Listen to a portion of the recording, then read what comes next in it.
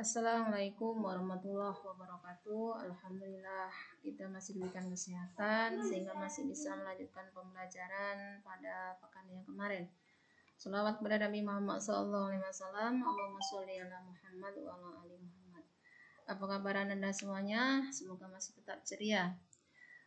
Untuk pertemuan ini kita akan masih tetap membahas tentang pendapatan nasional ya, dengan tujuan yang berbeda. Kalau kemarin mendeskripsikan pendapatan nasional dan manfaat pendapatan nasional, sekarang siswa mampu menghitung pendapatan nasional dengan menggunakan 3 metode ya. Ini ada hubungannya dengan pertanyaan-pertanyaan siswa dan siswi yang pada pertemuan pekan kemarin.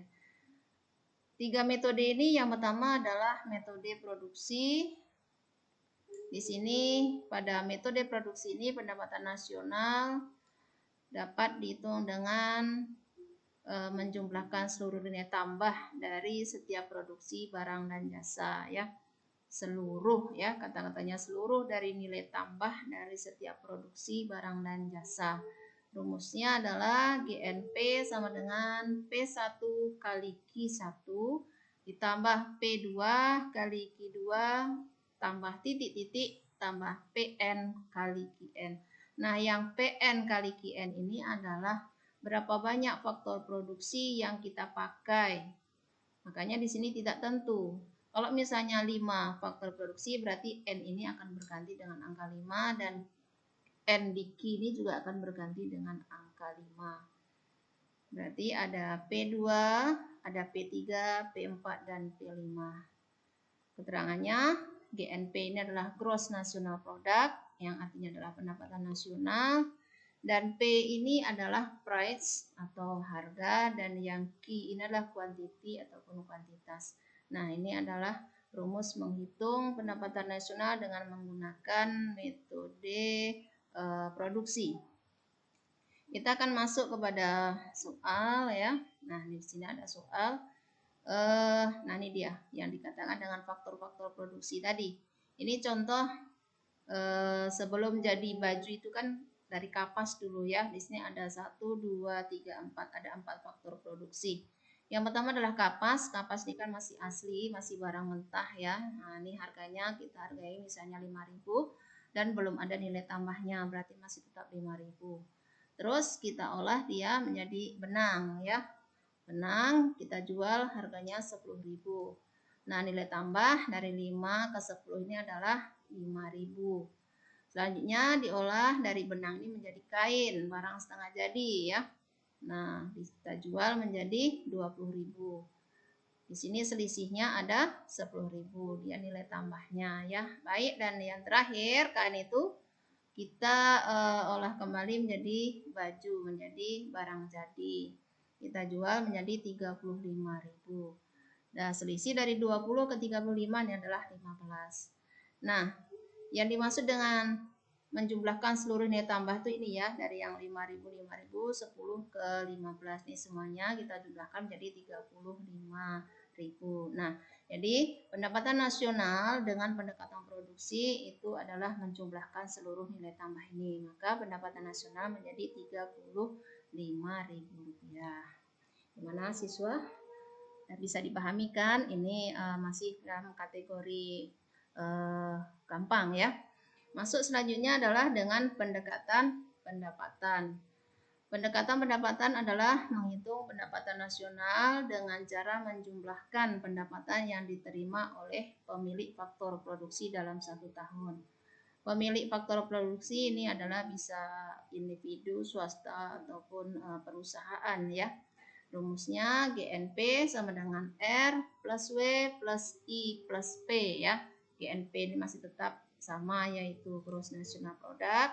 R ini adalah rent atau sewa, dan W ini adalah wages, upah atau gaji. Ya, Ibu minta maaf tidak bisa berbahasa Inggris dengan fasih ya.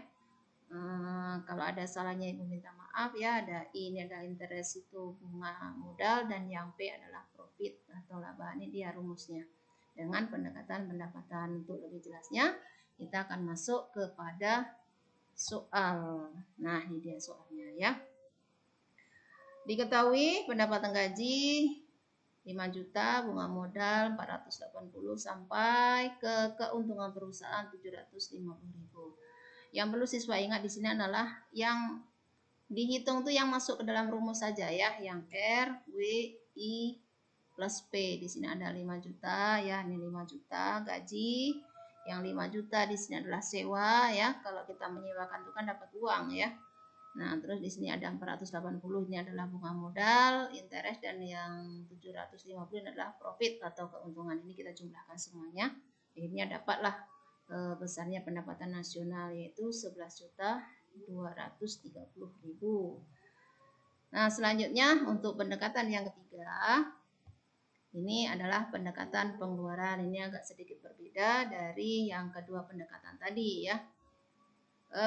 Yaitu dengan menjumlahkan seluruh pengeluaran yang dilakukan oleh pelaku ekonomi ya, baik yang di dalam negeri ataupun yang di luar negeri. Ini ada rumus GNP sama dengan C plus I plus G plus ekspor kurang impor. Ini kan sudah masuk perdagangan internasional ya, ekspor kurang impor. Nah, keterangannya ada di sini. C itu adalah konsumsi masyarakat, I itu investasi, G ini adalah government ya. Government berarti untuk pengeluaran pemerintah, X-nya adalah ekspor, M-nya adalah impor. Ini dia rumusnya, perlu siswa pahami. Kalau paham itu sudah otomatis hafal ya. Tapi kalau hafal belum tentu paham. Nah, untuk lebih memberikan pemahaman kita masuk kepada soal. Nah, ini ada soalnya ya. Nah, soalnya ini ada beberapa item, cuman yang perlu siswa ingat adalah mana yang masuk di rumus. Kadang ada banyak item-itemnya tapi nggak masuk. Ini artinya adalah untuk sedikit pengecoh ya. Kita dapatkan, hitunglah besarnya pendapatan nasional dengan menggunakan metode pendekatan pengeluaran.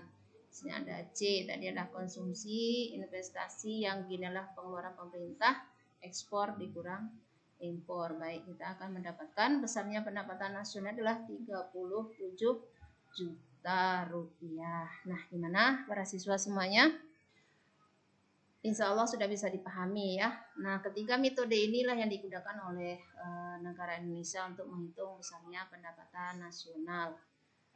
Nah, untuk penguatan konsep ya, di sini sudah ada. Nah, soal agar siswa lebih memahami ya, berarti nanti ini sudah masuk kepada penilaian tugas yang pertama. Siswa kerjakan ini mencari besarnya pendapatan nasional dengan menggunakan metode pengeluaran dan pendapatan. Sengaja yang produksi nggak ibu buat karena dia sangat gampang banget ya. Nah, ini dikumpulkan paling lambat Rabu Rabu sebelum Lebaran ya. Lebaran insya Allah hari Jumat. Nah, di sini tanggal 29 Juli 2020 dikirim ke Classroom, insya Allah nanti akan dibagikan kode Classroomnya ya. Selanjutnya pada pertemuan kemarin itu ada beberapa siswa dan siswi yang bertanya tentang tujuan pembelajaran yang pertama ya. Di sini sudah Ibu rangkum ya. Yang pertama, siswa itu bertanya apakah pengertian pendapatan nasional melalui pendekatan produksi ini apa maksudnya ya. Tadi sudah di awal sudah kita jelaskan, menjumlahkan seluruh nilai tambah ya faktor produksi dari seluruh sektor produksi selama 1 tahun. Yang kedua, apakah di setiap negara memiliki pendapatan nasional? Ya, apabila untuk negara yang sudah merdeka. Kalau belum merdeka kan berarti dia belum punya pendapatan nasional karena masih dijajah ya, masih dijajah.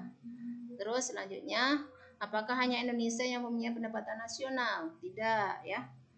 Setiap negara yang sudah berdaulat merdeka mempunyai pendapatan nasional. Nah, besar sedikitnya pendapatan nasional itu tergantung kepada sumber daya alam masing-masing negara. Begitu juga dengan sumber daya manusianya, bagaimana mengelola mengelola sumber daya alamnya tadi ya. Selanjutnya, mengapa kita perlu belajar pendapatan nasional?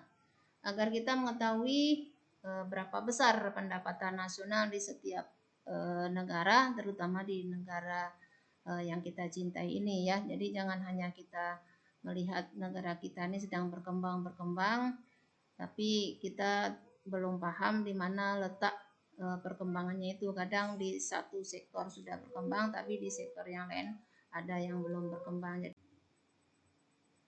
Baik, kita lanjutkan untuk yang pertanyaan selanjutnya. Bagaimana cara menghitung pendapatan nasional di Indonesia? Tadi sudah kita pelajari. Di Indonesia itu memakai 3 pendekatan, yaitu pendekatan produksi, pendekatan pendapatan, dan pendekatan pengeluaran. Terus, adakah hubungan pendapatan nasional dengan tinggi rendahnya nilai mata uang suatu negara? Ada hubungannya ya. Jika pendapatan suatu negara itu tinggi, tapi nilai kurs, terutama nilai kurs dolar itu naik, maka akan mempengaruhi nilai mata uang di negara yang berpendapatan tinggi tadi. Secara otomatis maka akan menurun pula nilai mata uangnya ya, bukan uangnya yang turun tapi nilainya ya. Nah, selanjutnya terakhir ya, mengapa pendapatan nasional dihitung selama 1 tahun tidak 2 tahun? Karena pemerintah Indonesia itu khususnya menggunakan sistem anggaran ya. Sistem anggaran itu kan satu periodenya itu 1 tahun yang terdiri dari 12 bulan. Nah, ini beberapa pertanyaan yang disampaikan oleh kawan-kawan